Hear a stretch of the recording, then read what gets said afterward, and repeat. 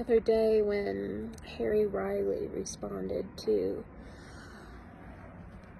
another video I put out there, ending his statement with, "And you'll never live small for anyone," or something like that. And I thought, I haven't lived as myself since August 2022. I do live very, very small, very, very quietly. I have come to find that speaking my truth, all of me, being all of me, doesn't work out very well for me. I have also come to realize that to be that thing, this thing that I've been made to be, requires a support team. A support system that exists outside of the team of Ingrid. I don't have that. There aren't people in my life that have an understanding about how I experience the world, how they don't have a comfort level with how I express my experiences of the world. The closest I come these days to being in my fullness is when I paint. That's it. I mean, I go to sleep, sure. But everything else I keep very, very quiet. I have learned that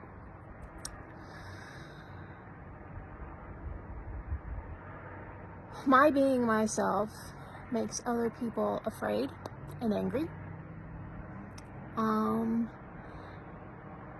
In Indian country, people are angry that I know, in quote, these ways, and yet I'm obviously white. There's confusion as to why, A, I know these ways, and B, why I've been taught these ways in the male way.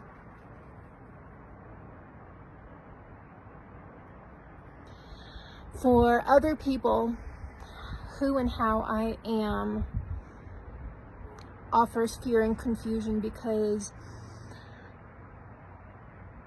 it calls into question, I call into question all the things they think they know about spirituality, things of spirit, experiences with me, even the most mundane, hanging out in the kitchen together, break the world open in a way that challenges all faith and all doubt.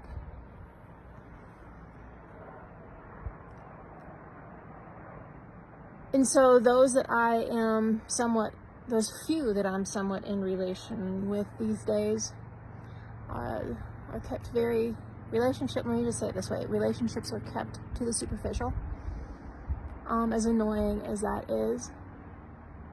I don't share the fullness of who I am, why I am, why I was made, and why I am here at this time. I just don't. Years ago, when people said things like, "Oh my God, who are you?" I was like, why isn't what you are seeing, what you are with right here and now enough? Why do I have to make up something else for you when you have just had the experience of me?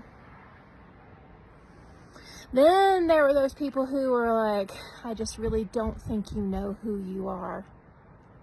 You shit ass, do you think I not know who the fuck I am? Or why I was made?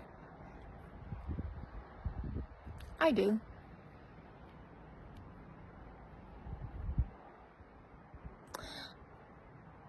And even knowing that when the mother comes through as Miriam or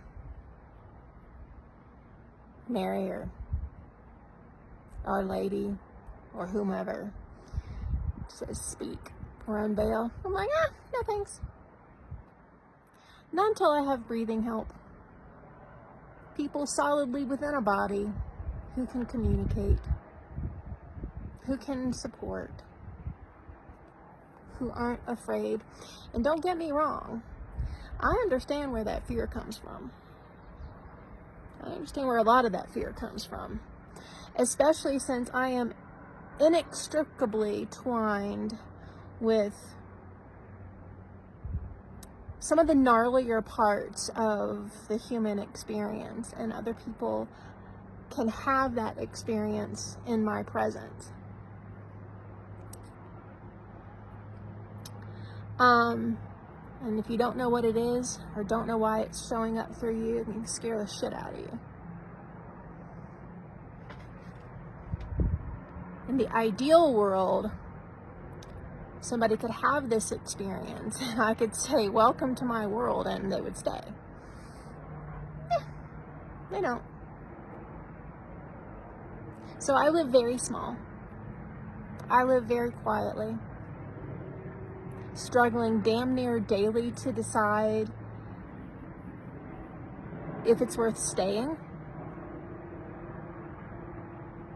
And if so, how do I live in such a way? How do I contain the uncontainable in a way that supports me? I don't know that either. The practical world pummels me. The past year and a half, I have had 3 jobs, and each, for the same reasons, quite literally pummel me.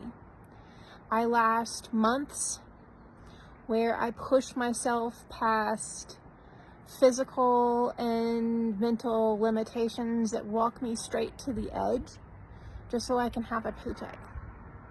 Just so I can have that paycheck that supports surviving.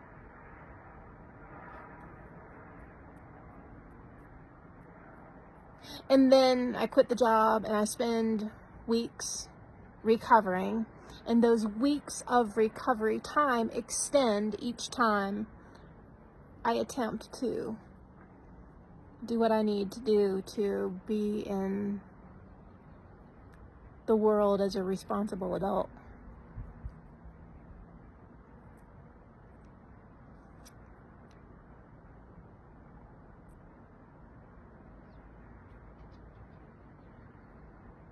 So I live small. I don't speak my truth. The who, the what, the why. Pissing and moaning the entire time at a bunch of ancestors and others who want me to appear in a particular way. And it's on days like today where I'm trying to figure out what to do with myself to make all of this work. I know it's not going to make sense anytime soon, but to make all of this work,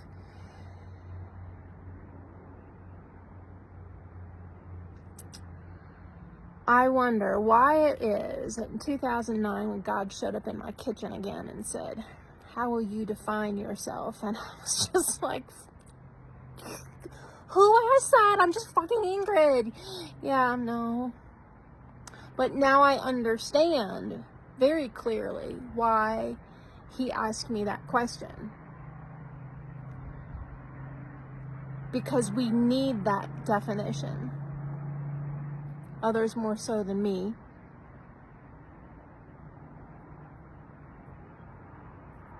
And I still haven't decided what one is, or if there's more than one.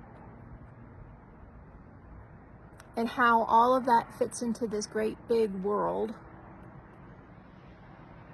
that wants a lot from me, including the crow I'm watching who wants to know where his afternoon snack is.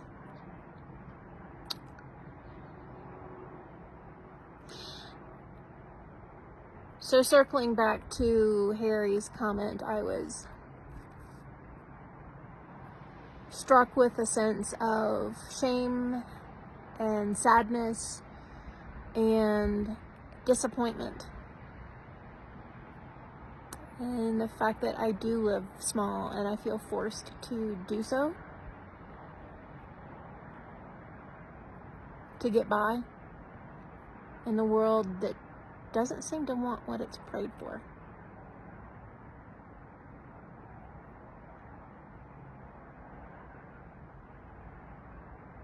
It's kind of hard to sit with sometimes, like today. I'm gonna go feed a crow.